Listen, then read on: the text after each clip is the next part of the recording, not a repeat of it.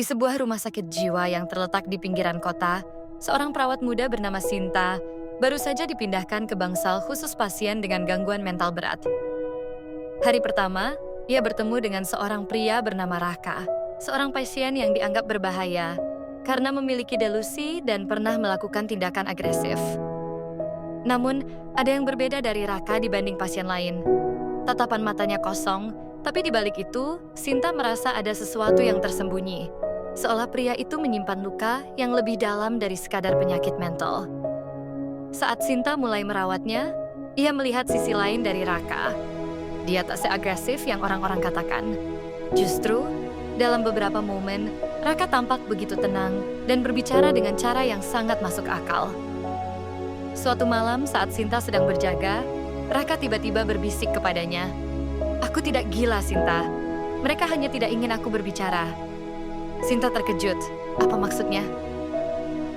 Hari demi hari berlalu, Sinta semakin penasaran dengan Raka. Diam-diam, dia mulai mencari tahu masa lalu pria itu. Dari dokumen rumah sakit, Sinta menemukan fakta mengejutkan. Raka adalah seorang pengusaha sukses yang tiba-tiba kehilangan segalanya, termasuk istrinya yang meninggal dalam kecelakaan misterius. Namun, yang lebih mengejutkan, Raka tidak pernah benar-benar dinyatakan gila oleh psikiater independen. Dia hanya dikirim ke rumah sakit jiwa oleh keluarganya sendiri setelah istrinya meninggal. Ketika Sinta semakin dekat dengannya, Raka mulai bercerita tentang malam kecelakaan itu. "Aku tahu siapa yang membunuh istriku, tapi mereka membuatku terlihat gila agar aku tidak bisa berbicara." Sinta semakin ragu. Apakah Raka benar-benar mengalami gangguan mental atau dia hanyalah korban dari konspirasi besar? Di sisi lain, kedekatan mereka mulai tercium oleh dokter kepala rumah sakit, Dr. Adrian, yang selama ini menangani Raka.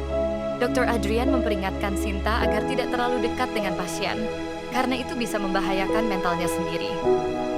Namun, Sinta sudah terlanjur jatuh hati. Suatu malam, Raka merencanakan pelariannya.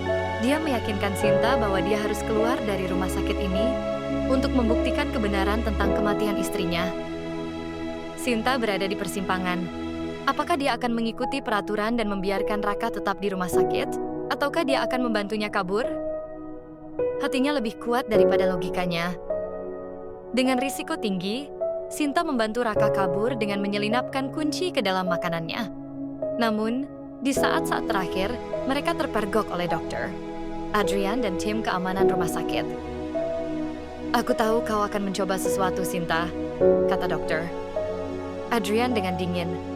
Saat itulah terungkap bahwa dokter Adrian adalah dalang di balik penderitaan Raka.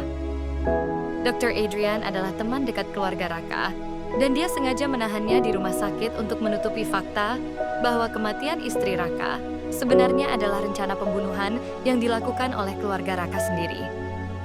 Raka berteriak penuh amarah, tapi para penjaga langsung menyuntiknya dengan obat penenang. Sinta pun ditahan dan dijatuhi hukuman karena melanggar kode etik perawat. Raka tidak pernah bisa keluar dari rumah sakit. Setelah percobaan pelariannya, dia dikurung di ruangan isolasi dan diberikan obat-obatan berat hingga benar-benar kehilangan kesadarannya. Sinta yang kehilangan pekerjaannya terus berusaha mencari cara untuk menolongnya, tapi sistem terlalu kuat. Sampai suatu hari, dia menerima berita bahwa Raka meninggal karena overdosis obat. Hancur, Sinta hanya bisa menangis di depan makamnya. Namun, sebelum meninggal, Raka meninggalkan surat untuknya. "Jika ada kehidupan lain setelah ini, aku ingin bertemu denganmu lagi. Tapi kali ini, bukan sebagai pasien dan perawat, tapi sebagai dua orang yang bebas mencintai satu sama lain." Sinta menatap langit dengan air mata berlinang. Cintanya untuk Raka akan selalu hidup, bahkan jika dunia tidak mengizinkan mereka bersama.